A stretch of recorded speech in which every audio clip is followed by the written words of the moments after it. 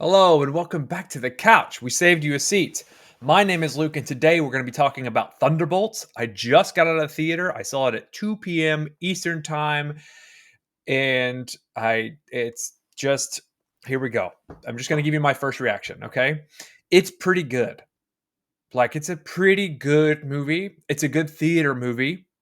The trailer sold it. It's exactly what the trailers are, except this one thing. And this is a slight spoiler, but this movie speaks to mental health in a way that no other Marvel movie has, which I think is wonderful. It's wonderful.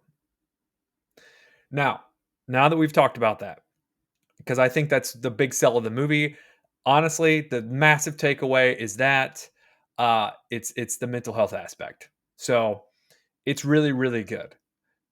It's really good. It treats it in a thoughtful way with action and with sincerity and authenticity. And so, yes, that's what it's about. Um, so as we move forward, I'm just going to talk about performances and storytelling. Look, there are some gaps in the story that are a little bit like, okay, suspend disbelief. This isn't going to win an Oscar. Fine. And then there are some parts where you can kind of tell where they've made cuts, where there's like extra scenes, especially in the first half of the movie. And like I said, suspend. It's like, okay, cool. But if you're locked in, like I was, you don't even really notice it, honestly. It's really good. This is a movie you could take kids to. Obviously, it's a Marvel movie, it's a Disney movie, but it's not too violent, it's not too sad.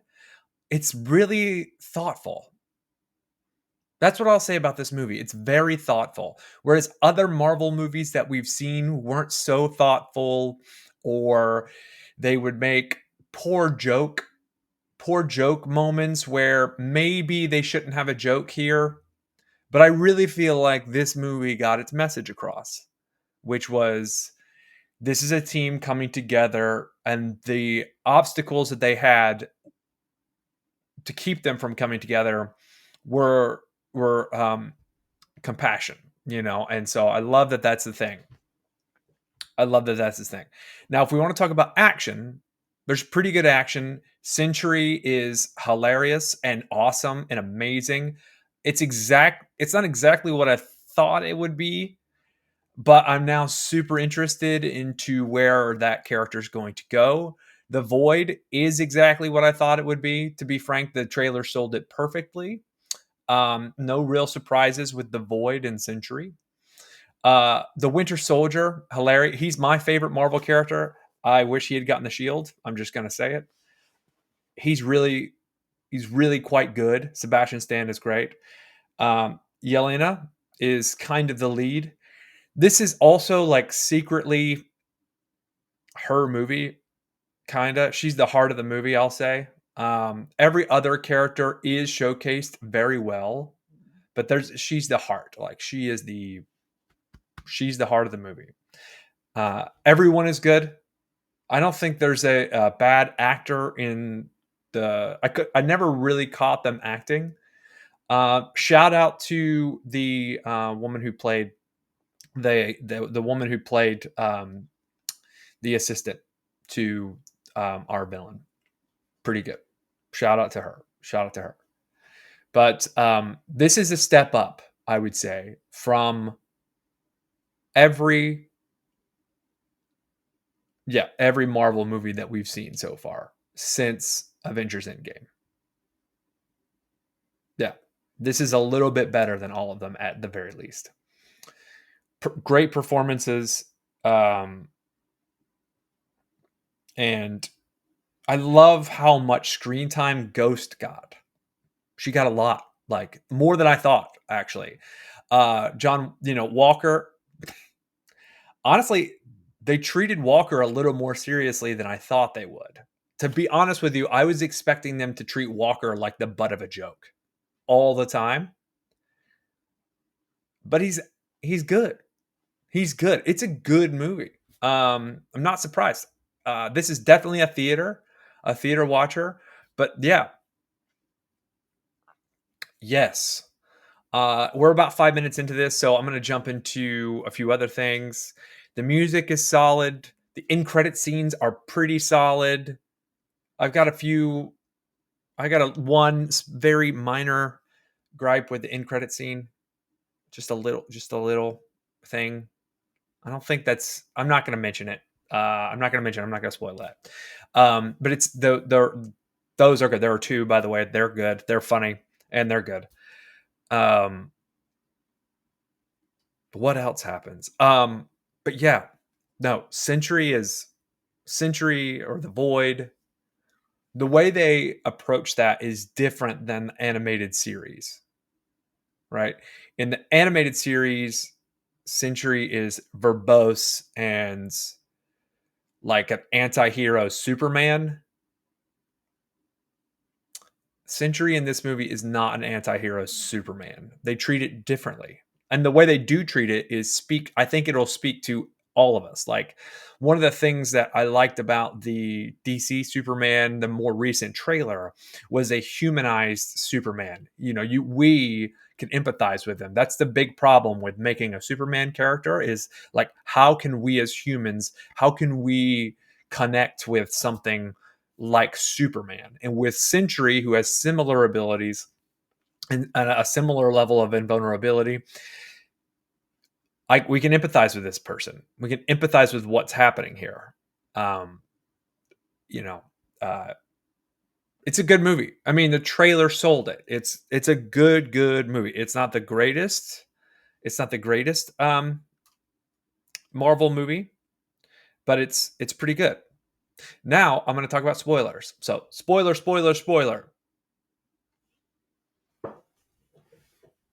If you don't want to hear, don't keep going. It is really a Black Widow movie made better. This is a better version of a Black Widow movie. Like, I hate that Scarlett Johansson didn't get a chance to have this character arc because I think it would have fit. I think it would have fit a little better, actually. Um, I'm glad that I'm glad that Yelena did because it's well made. She did a perfect job, and with her being the kind of focal point in this story, it didn't seem forced. It was authentic. Um, the way Bucky enters into the story, the way the Winter Soldier, it's a little weak, but you do get that Winter Soldier vibe from him, where we saw Captain America: Brave New World, and that we saw Sam Wilson's Captain America fighting the Red Hulk. Then you have Bucky. You can see how they could be friends. You could see how they could hang out, and their power levels are pretty similar, right? Their capability is similar, right? They're not both enhanced humans, but the way that Sam Wilson fights is better than what I could do or a trained soldier could do. And the way that Bucky operates is incredible. So it's great. I really thought they were going to treat John Walker like the butt of every joke. Like, oh, you're goofy. And I thought they were going to write him as a goofy throwaway character, to be honest with you. Like he's just going to be a super soldier, similar to but different than the Red Guardian. And we got to talk about the Red Guardian. Perfect. He had a great arc too. His arc is incredible. And I think I think it's important to understand that like the mental health thing is phenomenal. Like Naruto never wins a fight. You're right. He talked no jutsus. He talks his way out of it. He befriends them. He gets the villains or the antagonists or the anti-heroes or whomever Naruto's fighting. He gets them to come to his side and kind of understand and empathize where Naruto comes from and what he's trying to accomplish with battling with these villains, these anti-heroes, these whatever. And you get a little bit of that. And I assumed that was what was going to happen. We were just going to get it was just going to beat us over the head. It was going to be unearned and disingenuous. It's pretty authentic. I mean, the way it's accomplished is good. They let you know, like, kind of right off the bat, hey, we already know the Winter Soldier's like you know, issues, dare say. But the rest of them kind of get that kind of issue arc too. And the way they do it is pretty smart. It's really thoughtful. Yeah, I could watch that again, I think. I'm probably going to go see that again. Is it better than Sinners? No. But is it worse than Sinners? Like worse than Sinners? No. It's a great theater movie.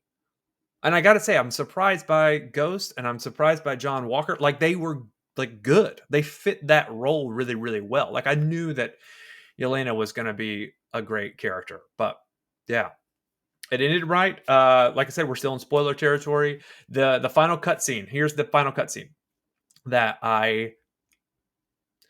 the character, excuse me, the costumes in the final cutscene, just horrendous. They look like Power Rangers, like bad Power Rangers too. Like they look like actually bad Power Ranger villains. Don't do that, Marvel.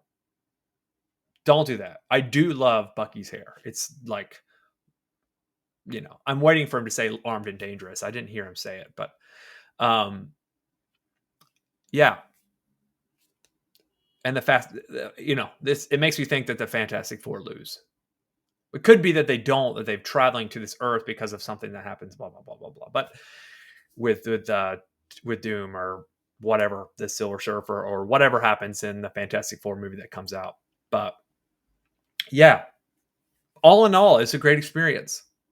Like it's a good experience. Like if the things that nitpick that like are bad or not super great in this movie keep you from enjoying it, you maybe should want to like relax, a little, because while those things are glaring and I noticed them, they took me out a little.